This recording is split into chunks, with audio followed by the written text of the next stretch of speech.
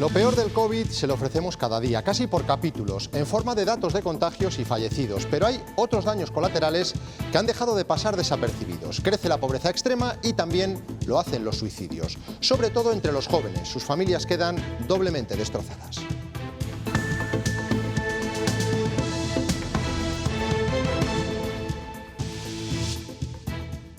¿Crees que no les has educado correctamente? Siempre te queda, siempre te queda la duda. Son familiares de personas que se han quitado la vida. 200 lo hacen al año en Castilla y León y todavía no se han publicado los datos de suicidios durante la crisis COVID. Los expertos aseguran que se han disparado y que está siendo una pandemia paralela, sobre todo entre los jóvenes. Otra consecuencia del coronavirus es el incremento de la pobreza extrema. En Castilla y León casi el 6% de la población se encuentra en este estado. En España hay 4 millones de personas. Los datos empeoran al mismo ritmo que crecen las colas del hambre. Buenas tardes. En clave política, los socios del gobierno de coalición en la Junta dan por zanjada la crisis. Mañueco e Igea han reiterado que todo está solucionado y que no habrá adelanto electoral. El presidente, eso sí, ha hecho una puntualización. Marta Herrero. Alfonso Fernández Mañueco ha asegurado que su compromiso es con la gente. Su idea es continuar y acabar este mandato. Eso sí, no tiene en la cabeza adelantar las elecciones si hay estabilidad parlamentaria. Agotar el mandato siempre que haya estabilidad política y parlamentaria y, por tanto, no hay nada más que hablar sobre este asunto. Yo pongo la mano en el fuego por lo que ha dicho el presidente, naturalmente. El presidente Mañueco ha anunciado en Ávila una inversión de 45 millones de euros para luchar contra los incendios. 25 irán a parar a la zona de Navalacruz. Entre otras cosas, se abastecerá de agua y alimento al ganado y se restaurarán los caminos rurales. Se acabaron las vacaciones, 175.000 niños de infantil y primaria han vuelto hoy al colegio y lo hacen tal y como se fueron el año pasado, con una disciplina casi militar en las medidas anti-COVID. Ataviados con sus mascarillas, manteniendo la distancia de seguridad y haciendo uso de los geles hidroalcohólicos. Se sabe la lección. Las filas de estos centros contrastan con las del medio rural, menos niños y algunos como este de la montaña palentina que de momento ha tenido que cerrar por falta de alumnos.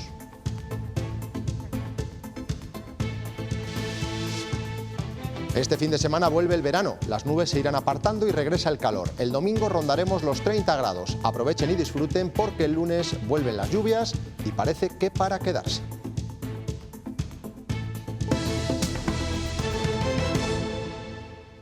Los expertos lo están describiendo como la pandemia paralela. Les hablamos de los suicidios. Las personas que deciden quitarse la vida dejan detrás familias destrozadas que se sienten culpables de lo que ha pasado.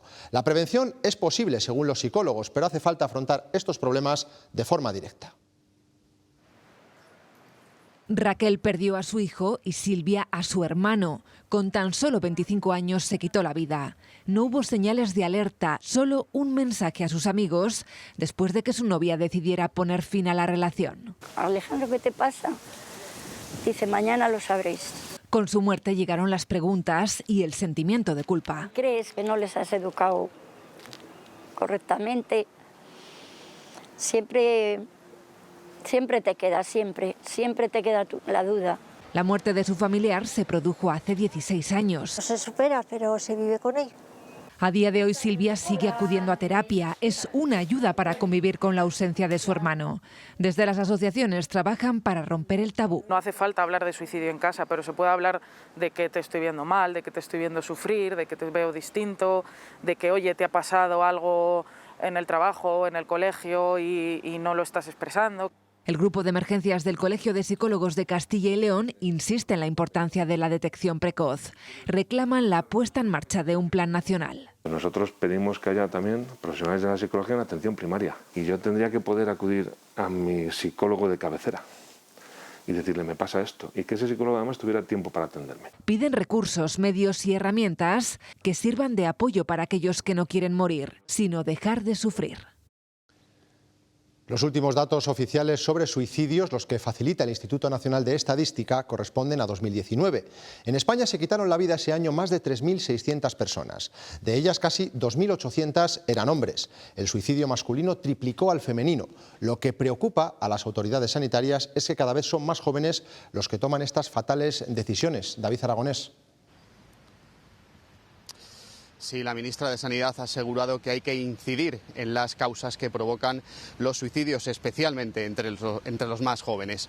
Prevención, detección y atención son las tres metas que se ha fijado el Gobierno para una nueva estrategia nacional de salud mental que quiere tener aprobada para finales de este año. Una estrategia que, por cierto, no se actualiza desde el año 2009 por falta de consenso. Darias ha explicado que el primer paso para mejorar este problema es crear una especialidad de psiquiatría infantil y adolescencia.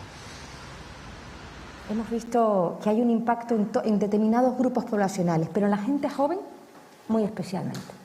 Y por tanto era una ocupación y una preocupación del Gobierno, y en el último Consejo de Ministros antes de empezar digamos, el parón de agosto, aprobamos la creación de la especialidad. El incremento de la pobreza extrema es otro de los efectos secundarios de la crisis COVID. La destrucción del empleo ha provocado que muchas familias que vivían cómodamente hayan tenido que hacer cola en los bancos de alimentos. En Castilla y León había el año pasado 132.000 personas en esta situación. Alberto Herrero. Datos preocupantes nos llegan a través del informe de la Red Europea de Lucha contra la Pobreza. Más de 4 millones de personas sufren pobreza extrema en nuestro país, un 9,5% de la población. Si nos fijamos en Castilla y León, el porcentaje se sitúa en el 5,5%. Sin embargo, son datos de un informe anual desde 2021 que no recogen todavía los efectos de la pandemia, por lo que se teme que el informe de 2022 nos sitúe ante una realidad mucho más dramática. Estar en situación de pobreza severa significa tener menos de 535 euros al mes para vivir, o en el caso de una familia de 2 adultos y 2 niños, tener menos de 280 euros por persona. Una situación en la que están 4,5 millones de personas en España. Es 1.100.000 más que había en el año 2008. En 2020 la pobreza severa en Castilla y León se situó en el 5,5%. Bajó en algo más de 10.000 personas con respecto a 2019, siendo la cuarta comunidad española con menor porcentaje. La desigualdad territorial es enorme en España. Preocupa que esta pobreza alcanza su porcentaje más elevado entre los menores de 17 años. ¿España se puede dar el lujo de tener 1.100.000 niños viviendo en pobreza severa? Yo diría que no. El 18,7% de las familias monoparentales se encuentran en situación de pobreza extrema y el 50% en situación de pobreza. Tener hijos es un factor de riesgo de pobreza. Y es un factor de riesgo de pobreza extrema. Más del 70% del total son españoles y perciben una renta media inferior a 2.500 euros anuales. Comienzan las clases para los niños de infantil y primaria de Castilla y León. En estas imágenes pueden ver cómo ha sido en los colegios de forma simultánea después de las vacaciones en varias provincias de la comunidad. Un día especial para ellos y para los padres, sobre todo los que les han dejado por primera vez solos en clase. El COVID ha vuelto a marcar este inicio de curso, pero menos. Ya no hay tanto miedo porque la incidencia de la enfermedad es menor, porque las vacunas funcionan y porque los niños dieron un gran ejemplo el año pasado. 175.000 de infantil y primaria han vuelto a las aulas. Bueno, chicos, bienvenidos al cole. Buen comienzo, teníamos ganas de venir. Sí. Empieza el cole, actitud ante todo. Pero con alegría, con alegría, Gonzalo. Y sinceridad infantil por bandera. Tenía ganas de empezar el cole solo para los amigos, para estudiar no. Volver a los libros... Mal. Bien, bueno, mal. Mal. Pero ver a los amigos, eso sí. Quería ver a mis amigas. Tenía muchas ganas de ver a mis compañeros. Para aprender cosas y a ver amiguitos. La vuelta al cole repite las exitosas medidas del curso pasado. Hay muchas pautas, muchos protocolos que ya tenemos interiorizados. Los alumnos los tienen pues muy bien aprendidos. Los niños a estas alturas saben ya muy bien qué hacer y qué llevar en la mochila. Llevo mascarilla por si se me rompe esta y también llevo gel. Y los padres saben de sobra que este es un día emocionante. Siempre es de mucha emoción y primer día vienen las lágrimas. En el que siempre aparecen los nervios del comienzo. Estaba muy emocionado. Alguno me decía que anoche le ha costado dormir, pero es que también me lo decía una profesora que lleva más de 20 años. Los coles recuperan este curso las actividades extraescolares. La vida se normaliza un poco más aquí. La crisis minera, el envejecimiento, la despoblación y el aislamiento. Esta zona se encuentra ubicada en el corazón de la montaña palentina, muy cerca del límite de la provincia con la comunidad cántabra. Están detrás de la caída en picado de la natalidad. No hay niños en edad escolar y las políticas encaminadas a traer nuevos pobladores no acaban de dar los resultados esperados. Esto ha tenido una consecuencia fundamental, importante para la prestación de servicios en la zona. La que fue su escuela durante décadas cierra de forma definitiva. Sus puertas cerraron hace 3 cursos y ya no volverán a abrirse. Entramos en el colegio. Estas fotografías y recortes en un aula fantasma son el único testimonio de cuando en este colegio se impartían clases. Cuando los niños van faltando, pues es síntoma de que el pueblo pues se está extinguiendo.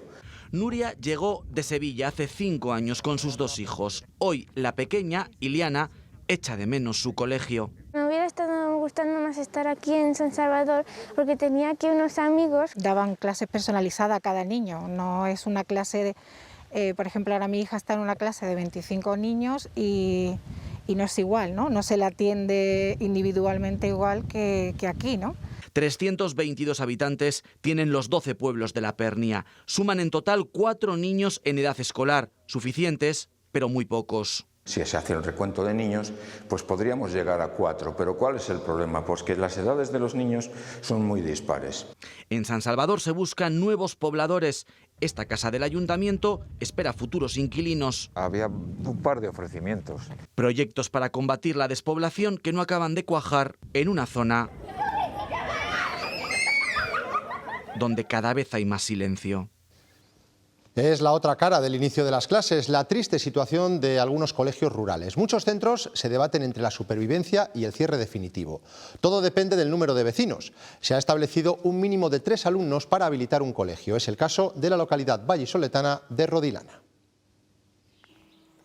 Aunque al terminar el pasado curso parecía que esta imagen no se iba a repetir, hoy en Rodilana también arranca el curso escolar. Por ley no debería estar abierto, pero por la lucha del AMPA y de los padres de este cole, pues han conseguido que siga funcionando. Que una de sus compañeras esté de viaje tampoco ha sido impedimento para que Ana y Rocío empiecen hoy las clases de 6º y 2º de primaria respectivamente. Primero explican a una y luego nos explican a mi compañera y a mí. En este tipo de colegios, al ser una educación muy individualizada, aunque parezca lo contrario, los niños avanzan mucho y bastante deprisa.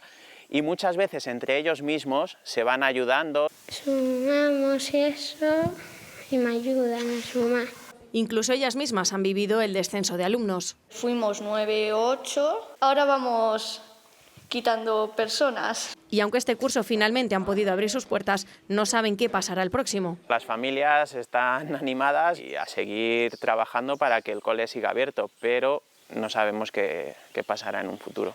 La norma indica que deben tener mínimo 3 alumnos, pero 2 de este año pasarán al instituto el año que viene. El presidente de la Junta ha querido zanjar la primera crisis de gobierno con sus socios de Ciudadanos. Hoy en Ávila ha asegurado que agotará la legislatura porque ese es el compromiso que adquirió con sus votantes. Eso sí, ha añadido un ligero matiz. Marta Herrero. El matiz lo tiene muy claro. Alfonso Fernández Mañueco ha asegurado que su compromiso es con la gente. Su intención es no adelantar las elecciones. Eso sí, si hay estabilidad parlamentaria. Hoy, esta tarde, se ha celebrado Junta Directiva Provincial del Partido Popular, aquí precisamente en la capital, donde han dicho que no darán ni un paso atrás ni en sanidad pública, ni en sanidad y atención primaria en el medio rural. Ahonda Alfonso Fernández Mañueco que en su gobierno el objetivo es proteger a los ciudadanos. Mi compromiso es con la gente de Castilla y León. Mi compromiso es acabar este mandato, siempre que haya, lógicamente, estabilidad parlamentaria. No habrá adelanto electoral. En mi cabeza no está eso. Es lo que a día de hoy asegura el presidente de la Junta. Mi compromiso es acabar este mandato, siempre que haya, lógicamente, estabilidad parlamentaria. Un compromiso ante el que su socio de gobierno no desconfía. Yo pongo la mano en el fuego por lo que ha dicho el presidente, naturalmente. Tras las grietas surgidas en su pacto esta semana, la relación de Fernández Mañueco con Igea pues sigue igual que el primer día. En este momento es una muy buena relación. La crisis en el gobierno de coalición se da por cerrada, al menos desde Ciudadanos, que resta importancia a lo que ha pasado. Hemos tenido una discrepancia por primera vez en 2 años, aunque yo entiendo que es un malentendido. Somos un gobierno unido desde el principio, que esta es la primera vez que hay una discrepancia. Discrepancia, malentendido o crisis, y todo por el apoyo puntual del PP al PSOE. Si lo que quieren algunos es simplemente utilizar los servicios públicos y perjudicar los servicios públicos como la sanidad solo para desgastar a mi gobierno, ahí no me va a encontrar nadie. Mensaje directo del presidente de la Junta a los socialistas tras lo ocurrido estos días. A mí me han quemado más de 2 hectáreas en un prado, no 2 prados, y los chicos se secarán todo. ¿Eso es un beneficio o un perjuicio para mí? Dígame usted. Cuando hay una desgracia de esta naturaleza, hay un perjuicio, eso está claro. Y nosotros venimos aquí para ayudar a quienes han tenido ese perjuicio. Esto ha ocurrido en Navarredondilla, en Ávila, donde el presidente de la Junta ha presentado el plan de restauración por el incendio de Navalacruz. Habrá una inversión de 25 millones de euros para los próximos 10 años en las zonas afectadas. De ellos, entre 6 y 8 los aportará la Diputación abulense, 3 el Gobierno de España y el resto la Administración regional. Otra partida importante, anunciada por Alfonso Fernández Mañueco, es la dedicada a los parques comarcales de bomberos. Destinar 45 millones de euros para la construcción de parques comarcales de bomberos y su equipamiento a lo largo y ancho de toda la comunidad autónoma de Castilla y León. 10 millones propios, 35 millones que vienen de fondos europeos para el año 21-23. En Málaga aumenta la peligrosidad del incendio de Estepona, que ya es de nivel 2 tras arrasar más de 3.000 hectáreas. Unos 1.000 vecinos han tenido que ser desalojados de sus casas por la proximidad de las llamas y se han tenido que confinar 2 municipios por la intensidad del humo. Un bombero ha muerto mientras trabajaba en la extinción del incendio. Vamos a dar caza a esos asesinos. Y vamos a dar caza con todos los medios que tenemos a disposición. Por cierto, un llamamiento a todos los grupos políticos para que se endurezca el Código Penal con estos señores. A todos, al mío el primero, ¿eh? La cooperativa agraria Acor tiene nuevo presidente. Jesús Posadas ha ganado las elecciones tras imponerse en un resultado muy ajustado a Justino Medrano, que ha ocupado el cargo en los últimos años. Ana Martínez. Sí, un resultado muy ajustado, tan solo 19 votos de diferencia entre el que es ya nuevo presidente de la cooperativa Acor, Jesús Posadas, y el presidente saliente, Justino Medrano. A esta convocatoria de elecciones han acudido cerca de 1.700 socios, los cuales han elegido una combinación de candidaturas. Es la primera vez que ocurre algo así y esto obligará a los contrarios a tener que llegar a acuerdos. Así ha definido su victoria el nuevo presidente de Acor. Me sabe muy agridulce por mis compañeros, creo que han confiado en mí, han hecho un trabajo excelente y algunos no han sido elegidos. Tan solo 19 votos le han separado del presidente saliente, Justino Medrano, que volvía a concurrir a las elecciones de la cooperativa. Lejos ha estado el tercer candidato, Eduardo Arroyo. El socio ha elegido combinación de candidaturas, lo cual, desde luego, lo que hay que hacer es llegar a acuerdos para llegar a volver a estabilizar y a dar los próximos 4 años de seguridad en la cooperativa. Y se ha comprometido a empezar cuanto antes. El señor Justino Medrano y yo hemos quedado para el próximo lunes por la mañana para hablar con toda tranquilidad de los traslados y escucharle. había un compromiso. Yo voy a hacer una transferencia de poder y de todo en buenas, pues luchando por Accor, y estaré con él hasta que me pida y lo que me pida. La cooperativa por encima de todo. La participación ha sido similar a la de las últimas elecciones de Accor en 2019. Cerca de 1.700 socios han acudido a votar en esta última jornada electoral.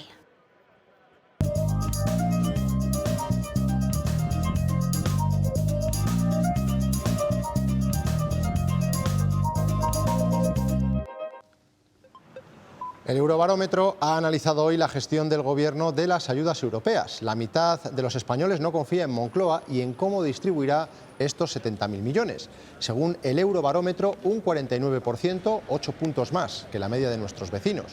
Además, el 82% de los españoles piensa que el Ejecutivo Central debe tener en cuenta a las administraciones autonómicas y locales a la hora de usar ese dinero.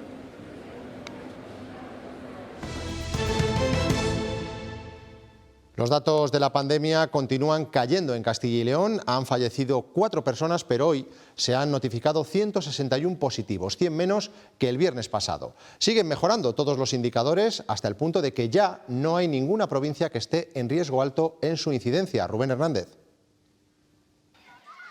Los casos de coronavirus siguen cayendo en Castilla y León y hoy todas las provincias están ya en riesgo medio, es decir, no hay ninguna en riesgo alto porque la incidencia a 14 días ha caído por debajo de los 150 casos por cada 100.000 habitantes. Baja la incidencia y también la ocupación del COVID en las UCIs. Ahora mismo en nuestros hospitales no se supera el 25% de ocupación. Todas las unidades de críticos de la comunidad han dejado de estar ya en riesgo extremo. La primera vacuna para menores de entre 5 y 11 años podría estar lista en cuestión de semanas. BioNTech, el laboratorio que creó la primera vacuna con Pfizer, espera presentar en breve los resultados de las pruebas realizadas con niños de esta edad y a continuación solicitará autorización para administrarla. La vacuna es similar a la de los adultos, pero su dosis es menor. Un hombre ha sido condenado en Burgos a 5 años de prisión por abusar sexualmente de una menor. La víctima había tomado alcohol, el agresor se ofreció a ayudarla y después cometió el delito. Audiencia Provincial, Elena Talavera.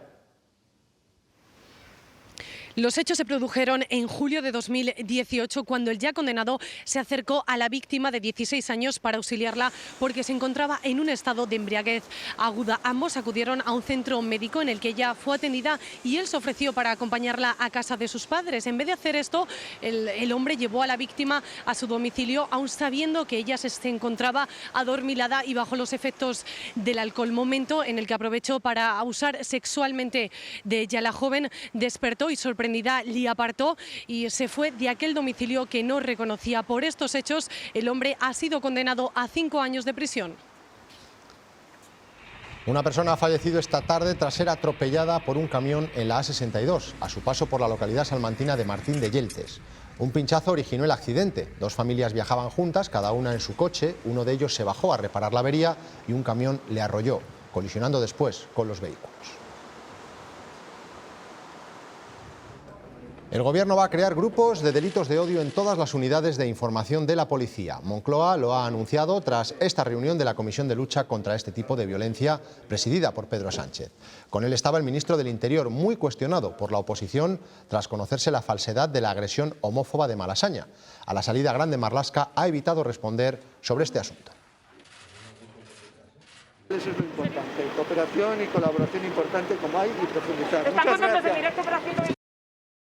Desde Castilla y León, la consejera de Familia apela a luchar contra los delitos de odio con responsabilidad. En nuestra comunidad, según los datos que maneja la Junta, no se ha apreciado un aumento de este tipo de delitos en los últimos meses.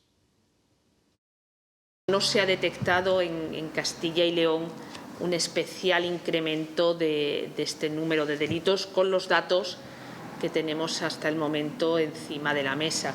Eso no implica que no sigamos trabajando en campañas de concienciación, en campañas de sensibilización. La ministra de Ciencia, Diana Morán, se ha referido en Salamanca a las posibles irregularidades por parte de Iberdrola en el vaciado del embalse de Ricobayo. Ha anunciado que su ministerio también abrirá investigaciones al respecto. Y por tanto estaremos también encima del tema y desde el Gobierno, desde el Ministerio de Ciencia e Innovación, siempre aportando rigor y base científica, también investigaremos esta situación. La ministra ha participado en la ceremonia de la Universidad de Salamanca, que ha nombrado doctor honoris causa al vicepresidente de la Comisión Europea por su contribución a la lucha contra el cambio climático. Allí, como ven, ha esperado la llegada al acto del presidente de Iberdrola, Ignacio Galán, que es también presidente del Consejo Social.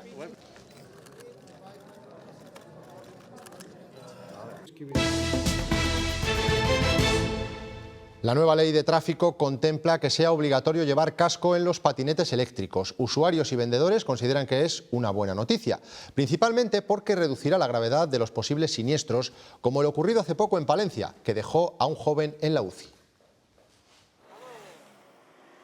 Comparten espacio en la vía pública con motocicletas y vehículos de todo tipo. Llegamos a tener patinetes de hasta 40 km/h. Y es verdad que a sus usuarios no les importa que la protección sea una obligación. Hombre, tanto en patinetes eléctricos, patinetes normales y bicicletas siempre es aconsejable llevar protección.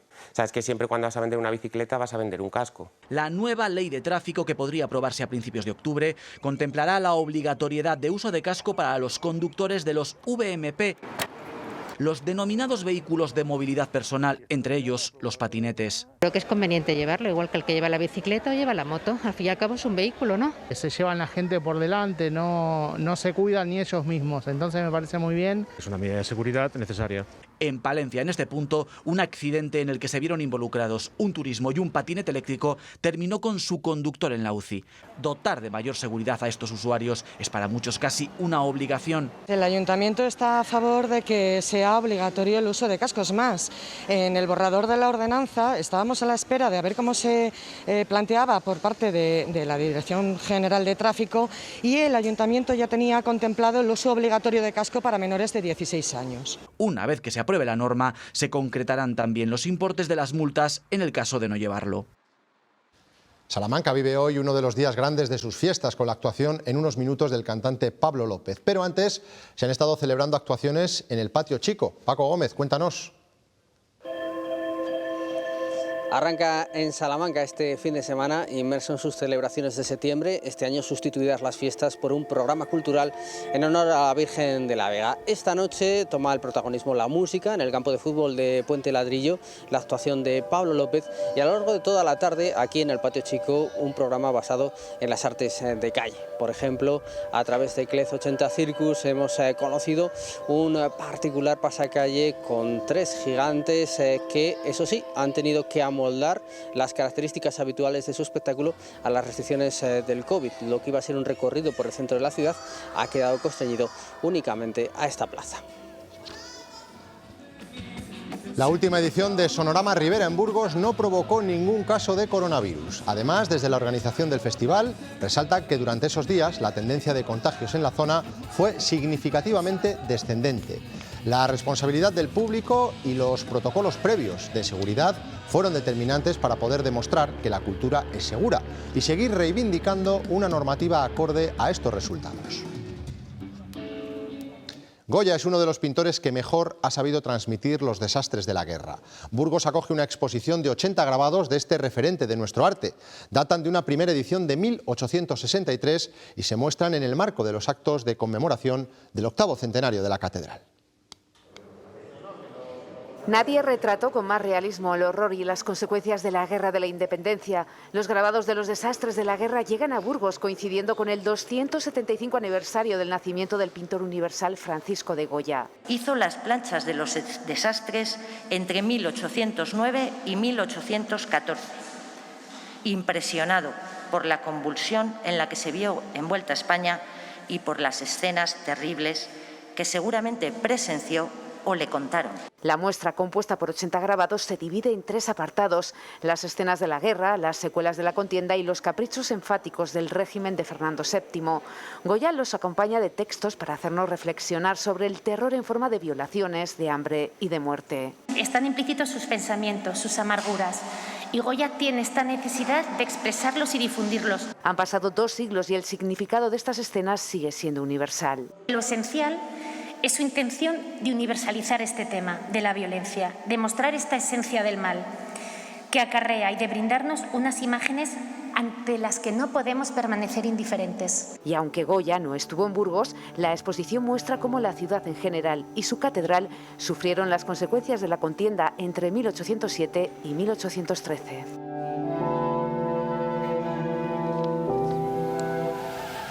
Esta víspera del aniversario del 11S llega a los cines Worth, la última película sobre los atentados. Está protagonizada por Michael Keaton, que encarna al abogado que recibió el encargo del Fondo de Compensación para las Víctimas. El largometraje recoge las presiones y el olvido institucional como homenaje a todos los afectados por los ataques que mañana cumplen 20 años.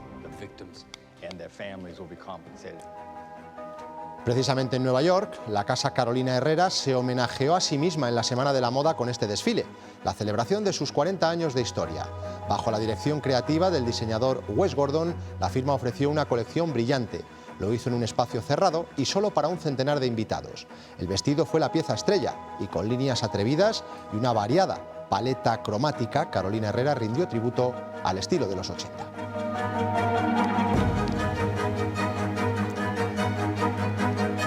Nosotros nos vamos, les dejamos con los deportes y les invitamos a que visiten nuestra página web, ciltv.es, y a que disfruten del fin de semana. Adiós.